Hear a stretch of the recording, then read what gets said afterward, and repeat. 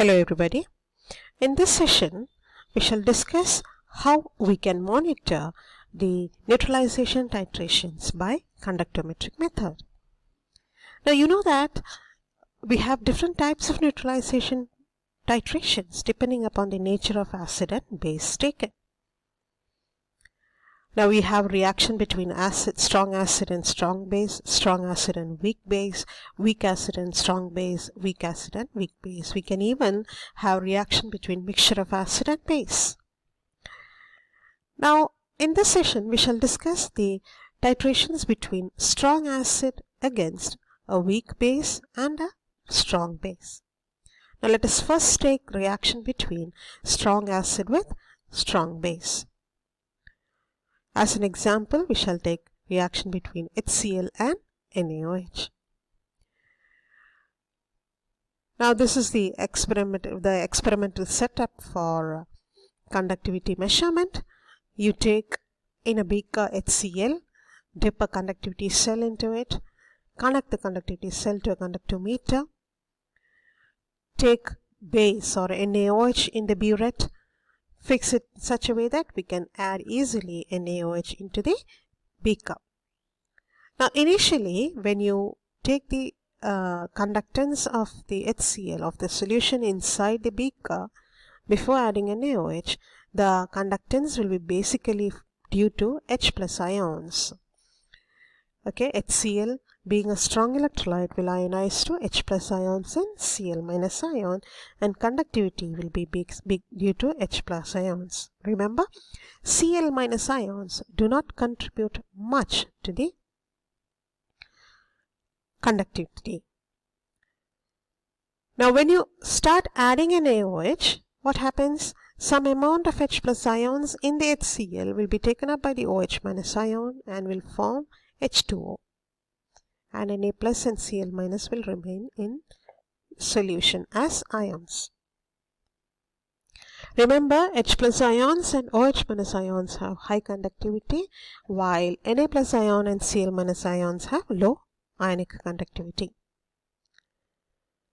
So keep on adding NaOH. After every addition, measure the conductance. Note it down. Now next what we have to do is plot a graph of HCl, volume of the base added against the conductance. In the y-axis we take conductance values, in the x-axis we take the volume of the base added. Now what we find is when we plot the graph, the conductance values is brought down, and that is because the H plus ions in the beaker or in the HCl is used up by the NaOH ions added, and the contribution of conductance is basically from H plus ions. No OH minus ions will be present because all the OH minus ions will be used up by the H plus ions. But after the equivalence point, when all the H plus ions have been used up, what happens? The conductance slowly increases, or there is a steep increase in the conductance, and that is because of the contribution from OH minus ions from NaOH. No more OH minus ions will be used up because all the H plus ions have been already used up. So the next arm shows the increase in conductance because of the excess OH minus ions present. And the intersection of these two arms will give us the volume of NaOH required to neutralize the given amount of HCl. So this will be the pattern for any pattern of the graph for any conductometric titration between a strong acid and a strong base. Now let us see the reaction between a strong acid and a weak base. As an example, we shall again take HCl against ammonium hydroxide. We'll take ammonium hydroxide as the weak base. Now this is the experimental setup again.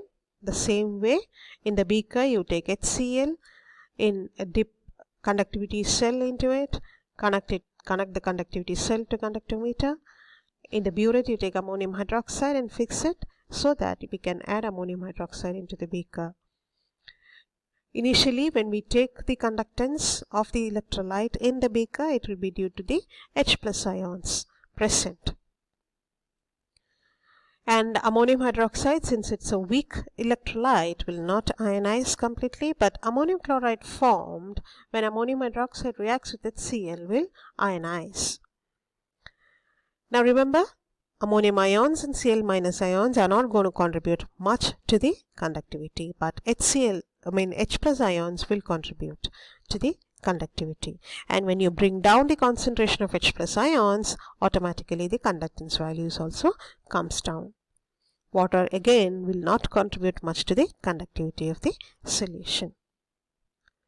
So as and when you add ammonium hydroxide, H+ ions will come down, and so the plot of conductance against volume of ammonium hydroxide will appear something like this initially. That is, there is a decrease in the conductance of the electrolyte as we add ammonium hydroxide. Now after that, what we see is the conductance value comes to a constant, almost constant.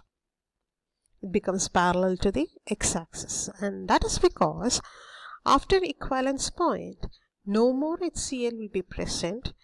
Only ammonium hydroxide will be present in the solution, and since ammonium hydroxide is not going to contribute much to the conductivity because it is a weak electrolyte, it will not ionize, OH- ions will not be furnished, and so the conductance values comes to a constant.